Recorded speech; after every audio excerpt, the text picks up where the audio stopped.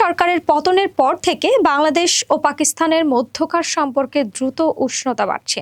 এই ধারাবাহিকতায় চলতি মাসে ঢাকা সফরে আসছেন পাকিস্তানের উপপ্রধানমন্ত্রী ও পররাষ্ট্রমন্ত্রী ইসহাক দার। সবকিছু ঠিক থাকলে আগামী 23শে আগস্ট তিনি বাংলাদেশে পৌঁছানোর কথা। পাকিস্তানি সংবাদ মাধ্যম দ্য ডন এর মঙ্গলবার রাতের এক প্রতিবেদন অনুযায়ী এক সময় একই দেশে অংশ থাকা বাংলাদেশ ও পাকিস্তানের সুসম্পর্ক বিচ্ছেদের পর দীর্ঘ সময় শীতল ছিল। বিশেষ করে ক্ষমতাচ্যুত শেখ হাসিনার সরকার ভারতের ঘনিষ্ঠ মিত্র ছিল এবং ইসলামাবাদের সঙ্গে সম্পর্ক সীমিত রেখেছিল।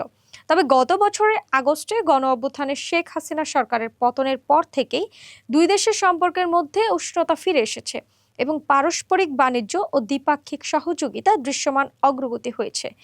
ইশাক দারের এই সফরটি মূলত এপ্রিলেই হওয়ার কথা ছিল, কিন্তু তখন ভারতের সঙ্গে উত্তেজনাকর পরিস্থিতির কারণে তা স্থগিত হয়ে যায়। নতুন সূচি অনুযায়ী তিনি আগামী 23শে আগস্ট ঢাকা আসছেন। ডন.কমের পক্ষ থেকে তার কাছে এই সফর সম্পর্কে জানতে চাওয়া হলে তিনি এক কথায় হ্যাঁ বলে নিশ্চিত করেন। দ্য ডন এর আরও জানিয়েছেন, ইশাক দার বাংলাদেশের সঙ্গে পারস্পরিক সমন্বয় আরও জোরদার করার উপায় নিয়ে আলোচনা করতে ঢাকায় আসছেন। সফরকালে তিনি বাংলাদেশের পররাষ্ট্র বিষয়ক উপদেষ্টা মোহাম্মদ তৌহিদ হোসেনের সঙ্গে বৈঠক করবেন। এছাড়াও তার আরও বেশ কিছু কর্মসূচি রয়েছে।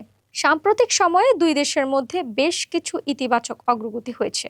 গত মাসে পাকিস্তান ও বাংলাদেশ পারস্পরিক কূটনৈতিক ও সরকারি পাসপোর্টধারীদের জন্য ভিসা মুক্ত প্রবেশে নীতিগতভাবে সম্মত হয়।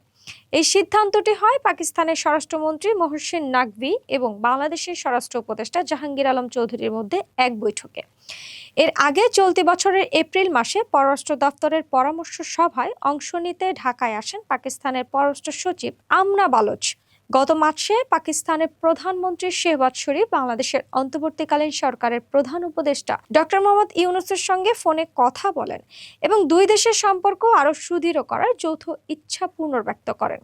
এছাড়াও গত ফেব্রুয়ারিতে দীর্ঘ বিরতির পর সরকার সরাসরি বাণিজ্য শুরু হয়, যার আওতায় পাকিস্তান থেকে বাংলাদেশে 50,000 টন চাল আমদানি করা হয়।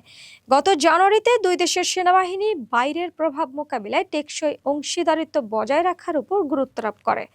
উল্লেখ্য, 2024 সালের নভেম্বরে করাচি থেকে চট্টগ্রামে একটি কন্টেইনার জাহাজ পৌঁছায়, যা কয়েক দশকের মধ্যে দুই দেশের মধ্যে প্রথম সরাসরি পণ্যবাহী জাহাজ চলাচল ছিল। গত বছরের ডিসেম্বরে মিশরের কায়রোতে D8 উন্নয়নশীল দেশগুলোর সম্মেলনের ফাঁকে ডক্টর মোহাম্মদ ইউনূস পাকিস্তানের প্রধানমন্ত্রী শেহবাজ শরীফের সঙ্গেও বৈঠক করেন।